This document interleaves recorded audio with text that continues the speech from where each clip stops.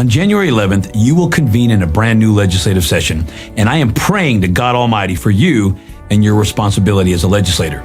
As representatives of Idaho citizens, you have taken an oath to defend the United States Constitution, and I am pleading with you to take your oath seriously and consider the following violations of the U.S. Constitution that Idahoans have suffered this year. Church members in Moscow, Idaho were arrested for peacefully gathering and singing psalms without masks. I mean, this is not only ridiculous and disgusting, but it is a clear violation of the First Amendment's protection of both peaceful assembly and freedom of religion. Remember, there is no circumstance, real or imagined, which can legally or morally upend the Constitution. It's the highest law of the land. Governor Brad Little's emergency orders and lockdown measures, which prohibit large gatherings of any sort and which had the effect of shutting down churches all over Idaho, further violates the First Amendment's protections again on peaceful assemblies and freedom of religion. The government can never create law, measures, or orders that prevent people from worshiping God.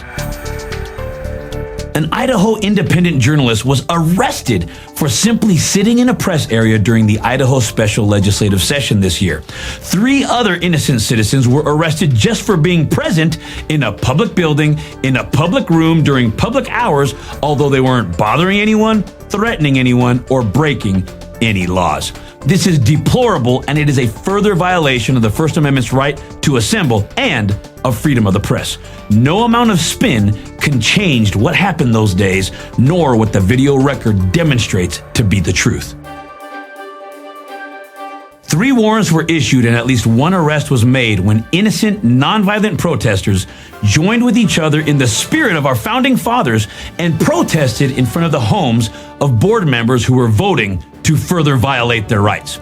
Now, you might not like what they were doing, and you might disagree with its permissibility, but as long as it's peaceful and it endangers no one, it is 100% constitutional and protected by the highest law of the land.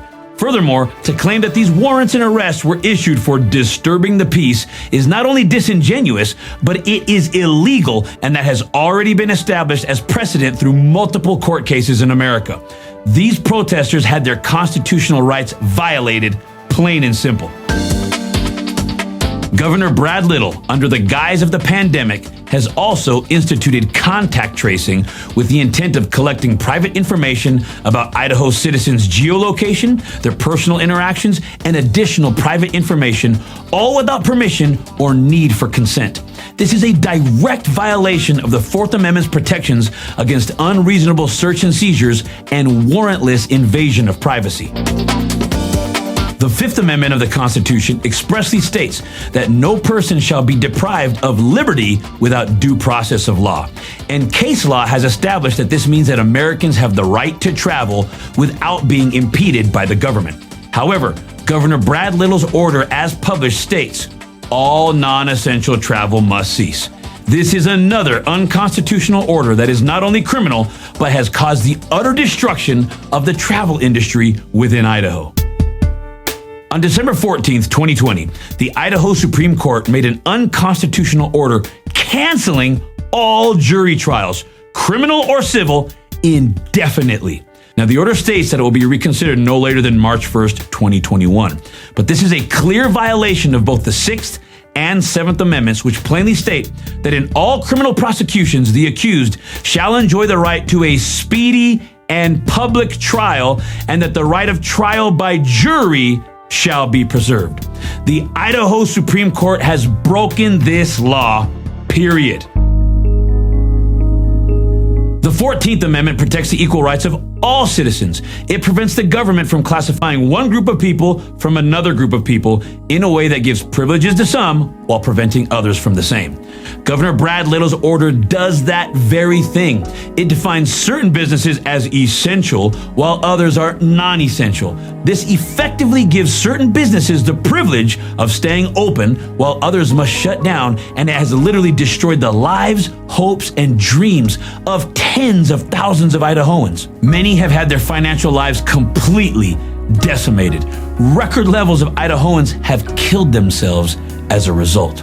The Equal Protection Clause of the 14th Amendment clearly states, "Nor shall any state deny to any person within its jurisdiction the equal protection of the laws." Permitting some businesses to remain open while others must close, or merely defining some businesses as essential while others are non-essential, is a clear violation of the Equal Protection Clause in the 14th Amendment. Now, I have outlined 8 clear violations of the 1st, 4th, 5th, 6th, 7th, and 14th Amendments of the U.S. Constitution, the highest law of the land, by the Idaho state government. Now, this is the same Constitution which you have given a solemn oath to defend and protect. And I haven't even begun to talk about the violations of the Idaho state constitution or state law, or how emergency orders cannot last indefinitely, or how the governor's orders have given illegal power to unelected boards to legislate, which is a clear violation of separation of powers, because the governor in the executive branch doesn't have the power to give unelected boards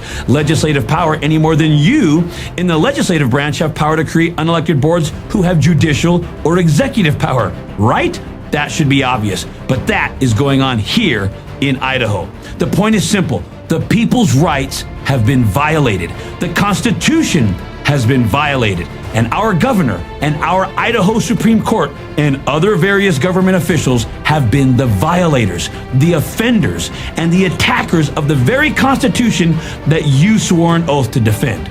And for months, the law-abiding citizens of Idaho have been asking their legislators, like peasants begging for reprieve from their oppression, to please put an end to these constitutional violations. And for months, the Idaho legislature as a whole has responded by collectively saying, "We'll take care of it in the next legislative session." Well, here we are. The next legislative session is about to begin. If you do not, as the members of the Idaho legislature and the rulers of the legislative branch, remove and eliminate these clear violations of constitutional law, then I call on you to answer for the oath that you made to the Constitution. Or at least answer me. How have I and the citizens of Idaho misinterpreted the Constitution? Does the Constitution not give me the freedom to worship God without a government-mandated mask?